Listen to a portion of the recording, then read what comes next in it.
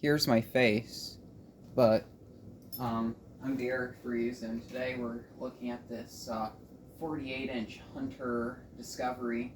I got this in a trade from CEC Northern Ohio, and decided to put it up here for testing. I made a video of it a week ago, the day I got it. Well, maybe it was a bit less than a week ago, I don't know. But I made a video of this fan when I got it, and I was very tired and sleep deprived in the video, so it didn't come out good. And I'm just now getting around to making a video of it, and the only reason why I'm filming it now is because it's really late at night, and I'm just barely tired enough to go to bed. Well, sleep anyway. So I'm going to come out and make a video of this first. So I'll fire this up on low speed. This is on a Freespeed Hampton Bay remote. This is the one that came with it.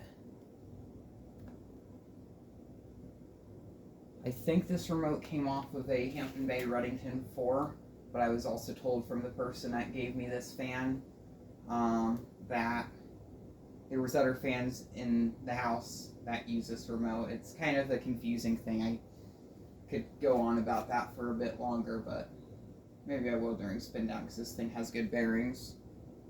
Here's medium. It actually puts off a pretty good breeze. I used to not like these. I always thought these fans were kind of junk. I have had two friends that have owned these before. One of them said that he had one of these in his bedroom back in the day, and that the performance of it was utter garbage. But these were made during the time where the capacitor plague was going around, so I wouldn't be surprised if the capacitor plague was an issue, just up to high speed. I really like the globe on this fan. The globe literally looks like a globe, so I find that really cool.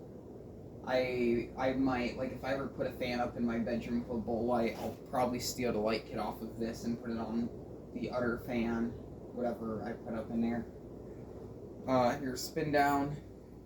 The story of this was when the collector moved into the house that this fan was in. This fan was purchased for his bedroom. I believe this remote here was the remote that was used with it. I'm not too sure, but it's what I got with it. And then back in 2016, this fan was upgraded to a Fanimation Coupe, which is still there to this day. I'll give a shout out to the channel in the Scribo, or a mention, so if you want to go check out CEC Northern Ohio's fan videos, it's there below. I'm making a lot of ums tonight. I guess I am still sleep deprived. And we'll see how that works. I don't know. Yeah, this fan was packaged really good. Whoever uninstalled it did a good job. They labeled all the blades in numerical order. So when I put the blades on, I don't have to worry about it being out of balance or anything. It's flush mounted, it's in brushed nickel. I think brushed nickel's the only finish these came in. I think it's really cool. I like the design on the blades. The one thing I don't really like about it is just the design they used for the rocket ship on the blades. I think the rocket ship just looks a bit odd. I think they should have made one that was a bit more realistic, I guess. I don't know.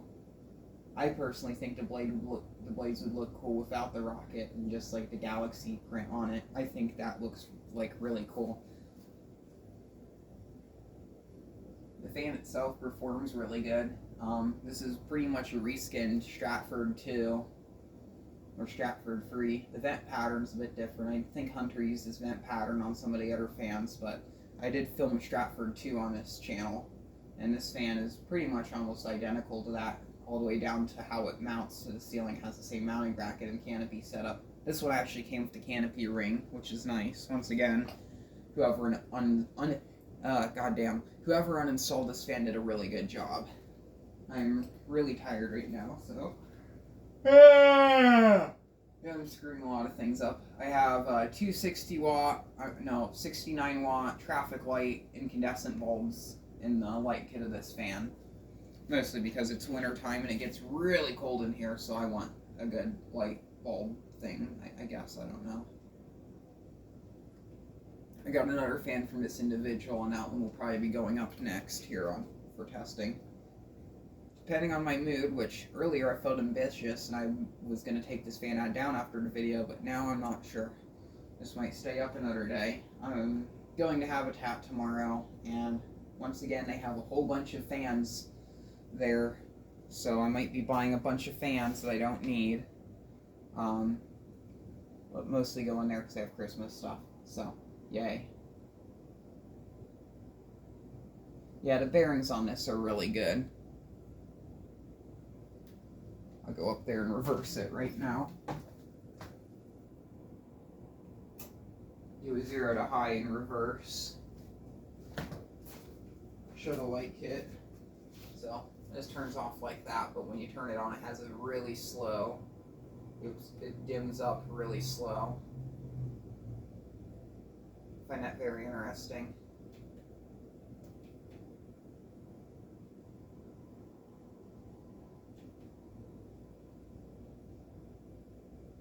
Have the light off for this portion.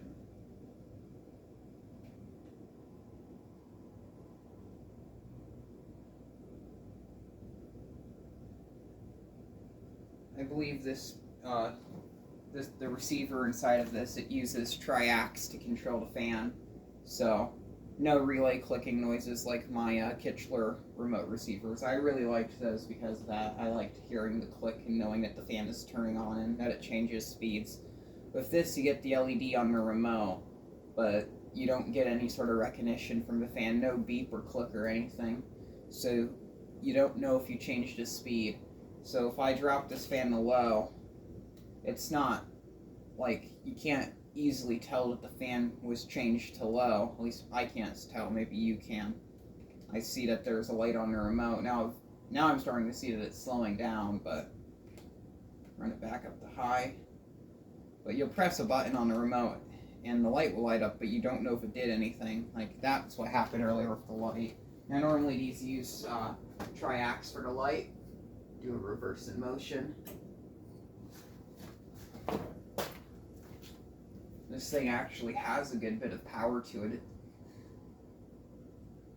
I'm guessing a majority of the fans, or a majority of these, had issues with the capacitor plague.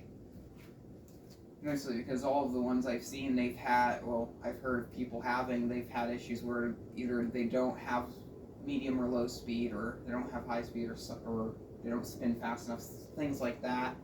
The motor in this fan uses 2 sets of capacitors, which is very strange. I'm guessing one is a start capacitor, start run capacitor, and then there's another capacitor that has two taps on it. So the 2 tap capacitor is probably for speed regulation, and then the singular capacitor is most likely a start run capacitor for the motor. So kind of interesting way of doing it. And I'm going to say that the motor probably doesn't have speed taps. It's probably a single speed motor, and they hooked those capacitors up to it, and that's what they're using to control speed. So thank you very much for watching, and keep the breeze, I guess.